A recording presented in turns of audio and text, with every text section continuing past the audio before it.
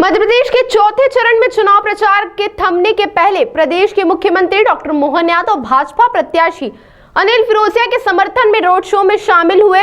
उन्होंने सभा में प्रधानमंत्री नरेंद्र मोदी और भाजपा प्रत्याशी के लिए जनता से वोट मांगे। रोड शो में भाजपा के सुरेश पचौरी भी शामिल हुए। तो वहीं मध्य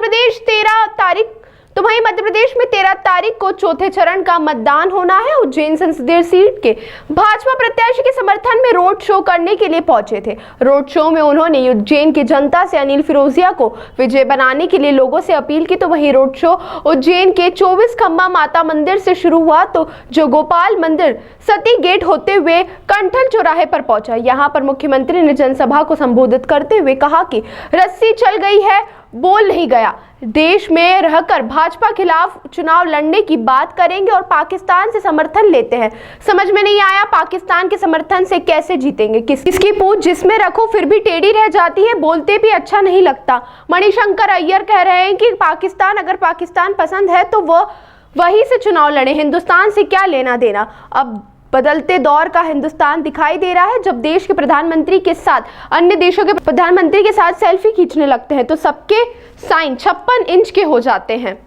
उन्होंने कहा कि 13 मई को चौथे चरण का मतदान होने वाला है। असर दिखाई दे रहा है। जिस तरह से विपक्षी दल कपड़े फाड़ रहे हैं, इससे लगता है कि प्रधानमंत्री नरेंद्र मोदी की प्रचंड बहुमत के साथ सरकार बनने वाली है। जिस तरह से बारिश होने के पहले सारे पतंगे कीट अपने घोंसले छोड़कर चले जाते हैं, घनघोर बारिश के पहले गुप अंधेरा होने वाला होता है, बर्तन में बारिश होती है, ऐसे ही मोदी जी के लिए वोटों की बारिश होने वाली है। दुनिया की कोई ताकत प्रधानमंत्री बनने से नहीं रोक सकती।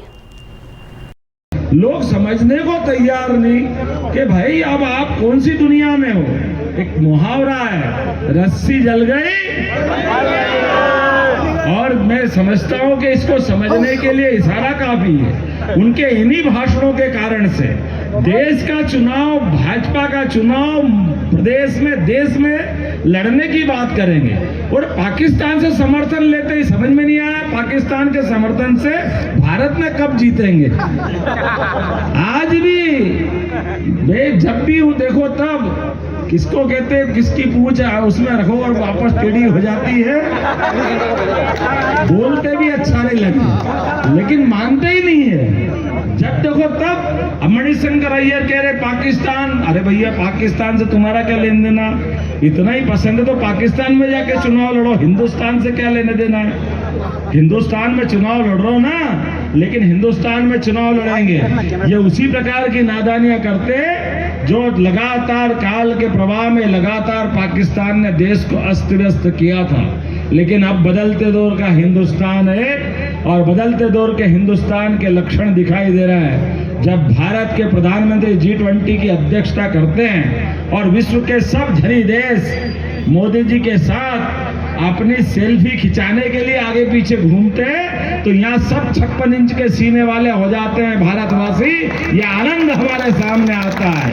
ये चुनाव मोदी जी का चुनाव नहीं है, ये चुनाव हमारा और आपका है। मोदी ने तो अपना जीवन हनुमान जी की तरह पक्के हनुमान भक्त होकर के पूरा जीवन देश सेवा के लिए समर्पित कर दिया। देश सेवा के लिए उनका जीवन का प्रत्येक दिन, प्रत्येक क्षण इस भारत माता की सेवा के लिए उन्हें संकल्पित किया हुआ है। एक तरफ ऐसा निष्कलंक बेदाग जीवन वाला विराट व्यक्तित्व का धनी नरेंद्र मोदी, युगों युगों तक याद रखा जाएगा कि कोई ऐसा भी नरेंद्र मोदी नाम का प्रधानमंत्री बना।